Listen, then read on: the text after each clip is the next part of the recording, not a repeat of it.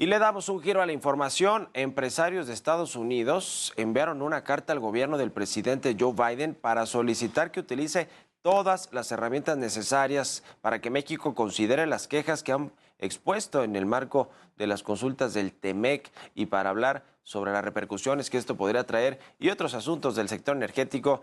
Recibo aquí, como cada semana, o platicamos con él cada semana, a nuestro experto en estos asuntos de temas energéticos, Paul Sánchez, además socio de Perceptia 21. ¿Cómo estás, Paul? Bienvenido, buenos días. Mario, muy buenos días, ¿cómo estás? Muchas gracias, como siempre, por estar aquí. Pues a ver este asunto que tiene las consultas del TEMEC que pide Estados Unidos en materia energética por la política energética que dicen ellos discrimina a sus empresas. Ya corrió con su tiempo normal, se ha extendido de malas consultas, pero ahora siento que estamos, y te pregunto esto, Paul, como en un limbo. No sabemos hasta cuándo tiene el gobierno mexicano y el de Estados Unidos para limar asperezas y ver si se pueden resolver en este proceso de consultas las diferencias o se van a los paneles de controversias, ¿no? ¿Cómo ves? Creo que estamos dentro de un tablero un poquito complicado, ¿no? Creo que se han puesto tensiones en la mesa que no estaban consideradas y el tema energético pues se convierte en una pieza más, ¿no? De un gran ajedrez. Sí. Estamos viendo, por ejemplo, el tema de la violencia en la frontera, la posible militarización en Estados Unidos, la muerte de estos ciudadanos americanos en Tamaulipas, y eso genera presiones, ¿no? Viene el enviado especial John Kerry a platicar con el presidente. México trató más o menos de decir, no estamos tan en contra de las energías renovables, mira Puerto Peñasco, mira otros proyectos renovables que va a hacer la CFE, no el resto del país. Pero al final del día, como bien dices, estamos en un limbo. Y yo creo que las asociaciones, tanto la Asociación de Petróleo, de Manufactureros, Renovable, ya le dijeron a Katherine Tai, estamos preocupados, no vemos voluntad de México para resolver los problemas y las presiones siguen, ¿no? Y estamos viendo ahorita en la CRE, por ejemplo, que pues, establecieron un calendario. Si tú metes un permiso hoy, te lo resolverán el último trimestre del 2024, ya que se haya ido López Obrador, pero ya se están pasando algunos turnos, ¿no? Unos suben, algunos bajan. Entonces, eso ha preocupado a las empresas porque el interés no está con ellas, sino pues al final del día parece que están en un limbo y no se resuelve la situación.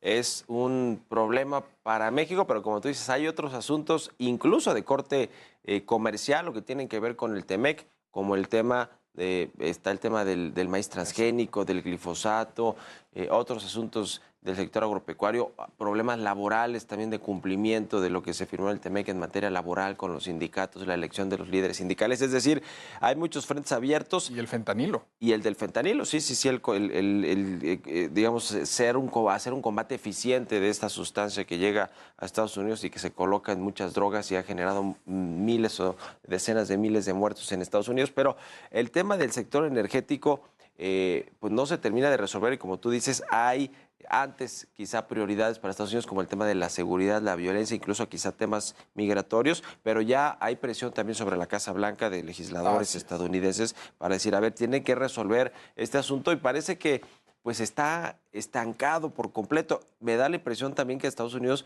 no quiere llevarlo ya al siguiente paso, que son las controversias o los paneles de controversias, porque pues teme que México también pueda ponerse todavía más duro con respecto a su política energética, incluso en otros frentes, ¿no?, que tiene abiertos con Estados Unidos. Y es probable, y además no olvidemos que vienen elecciones en Estados Unidos, vienen también elecciones pronto, en 2 años también en México, y eso pues de alguna manera creo que están poniendo todo en el tablero. Desafortunadamente pierde el empresario americano, pierde el empresario estadounidense y sin duda pierde el mexicano, porque no hay nuevas inversiones, no hay cambio de política, seguimos estancados a 4 años de que inició esta administración, los permisos siguen parados, se aprovechó este limbo del COVID también, pero pues en este momento esperemos que ver cómo estas presiones afectan a la posición de Estados Unidos respecto a cómo hacer un análisis efectivo y contundente y cómo pedir estos cambios a la política mexicana. Y si no, veamos si hay algún cambio o alguna sanción o algún panel o algún arancel que se pudiera establecer, porque si no, pues también se toma la medida y se va pateando el bote sin resolverlo. Ahora, ojalá que se resuelva eso pronto. La verdad es que se ve difícil porque no hay, si bien hay presión por parte de legisladores de Estados Unidos, pues como que no se ve que, y Katherine Tai seguramente está, la representante comercial de Estados Unidos, en esa misma idea de que se resuelva lo más pronto posible, pero de parte de México como que no corre mucha prisa y con todos estos temas que hay alrededor. Oye, la Agencia Internacional de Energía también anunció que para este año se prevé un aumento de la demanda petrolera. ¿Qué significa? A ver, ponnos en contexto esto, Paul. Bueno, pues de entrada, mira, es bien curioso porque hace 2 años, perdón, estábamos festejando que el precio del barril se había estabilizado en los $60. Sí. Ahora estamos preocupados porque el precio del barril está en los $60, ¿no? O sea, traemos un vaivén muy interesante. Más demanda implica requerimiento de mayor producción. Si hay suficiente stock y hay suficiente producción, pues eso podría bajar los precios, entonces es un positivo para la demanda. Pero si hay restricciones todavía en la oferta, digamos en la OPEC o la producción todavía de privados en Estados Unidos, en otras partes del mundo, entonces eso puede generar una mayor presión en los precios, es decir, aumenta la demanda y disminuye. Y esto aunado también, aunque ya se estabilizó un poquito el tema de las sanciones, ¿qué es lo que pasó? Realmente se reconfiguró el mundo. Los europeos ya no le compran a Rusia, pero pues le compran a otros países, esos países ya no le venden a Asia le compra a Rusia, entonces nada más se reconfiguró, digamos, el escenario global, o se hacen swaps entre ellos mismos para evitar las sanciones. Pero al final del día, el cambio, digamos, de este aumento de la demanda podría generar pues los incentivos para o un mayor precio o mayor producción de petróleo en el largo plazo. Y México, en toda esta previsión de aumento de demanda petrolera y por lo tanto de producción, ¿cómo? Pues México ya no va a exportar, Mario, ¿no? Bueno, eso dice el presidente, imposible que suceda de aquí a que acabe su sexenio, imposible que suceda casi que en cualquier momento, ¿no? Porque será un balazo en el pie para Pemex, para las finanzas públicas, para los ingresos de presupuestales. Pero México, ¿cómo está en este tema? Pues mira, México está ahorita todavía en un proceso de caída.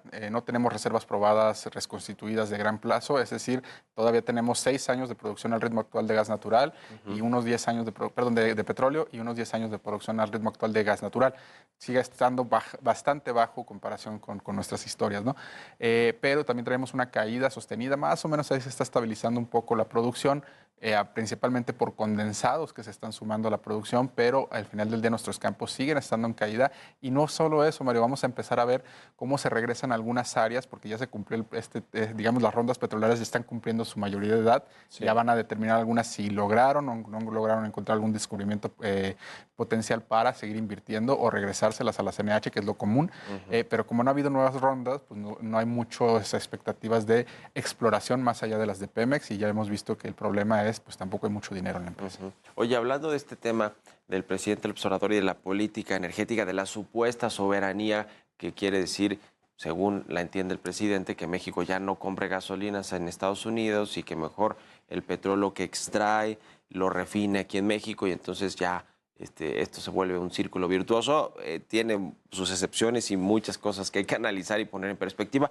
Pero, a ver, una pregunta es, ¿el petróleo que se extrae de México se puede refinar en Dos Bocas o tiene que cambiarse en Estados Unidos por uno más ligero y que entonces pueda refinarse en las 6 refinerías que tenemos actualmente y en la nueva de 6 Bocas, que a ver si para julio hay quien duda, la mayoría duda de que esto sea realidad, pero ¿se puede refinar o no? ¿O qué va a hacer? ¿O nos van a engañar que van a ir a hacer un swap en Estados Unidos y entonces, oye, pues nos trajeron barril de petróleo más pues mira, refinable en México, ¿no? Porque necesita mucha tecnología. En los resultados de Pemex, nada más para darte un ejemplo, ya dicen que la producción, el procesamiento de Deer Park prácticamente lo ponen como procesamiento de crudo mexicano. Entonces, luego les gusta jugar con lo importamos porque está en Estados Unidos en esta planta, ¿no? Pero mira, muy curiosamente creo que lo que va a pasar es eso. O vamos a hacer blending con los condensados, o vamos a comprar crudo ligero para hacer algún blending y producir en México, o vamos a importar, según las especificaciones de la refinería, que desde su principio se dijeron que iba a ser para crudo ligero. Crudo ligero en México no tenemos mucho, pero sí se ha aumentado un poquito la producción, y algunos privados le venden crudo ligero a Pemex, que pues principalmente ayuda para hacer este blending. Pero si no, si siguen las condiciones actuales, requeriríamos importar para que la refinería opere en sus condiciones óptimas, de acuerdo a las especificaciones que nos dieron, porque puede resultar que mañana nos digan que no, que ahora sí es una para crudo pesado y pues que se produce muy bien, ¿no? El tema finalmente de fondo es, si quisiéramos crudo ligero en México, tendríamos que hacer la explotación de los yacimientos del norte, que requieren fracking, y ese ha sido también un tema interesante. Un tema tabú para el presidente López Obrador, una prohibición. Entonces, para julio sí va la inauguración. ¿Tú sí crees que van a al menos ya? Simbólica y nacionalistamente, y quién sabe qué vamos a ver ahí en estos días. Pero bueno, creo que la secretaria tiene 3 meses para ver cómo va avanzando la obra, y ya veremos por allá por junio, julio, junio o mayo, cómo están los temas. Además, le urge a Rocío Nale ya salirse de ese proyecto de Dos Bocas, uno, por el tema de corrupción, y 2, porque quiere ser gobernadora de Veracruz. Bueno, gracias, Paul. Muchas gracias, Mario. Nos Que vemos el estés jueves. muy bien. Es Paul Sánchez, nuestro experto en estos asuntos energéticos, siempre muy interesantes y que nos interesan a todos.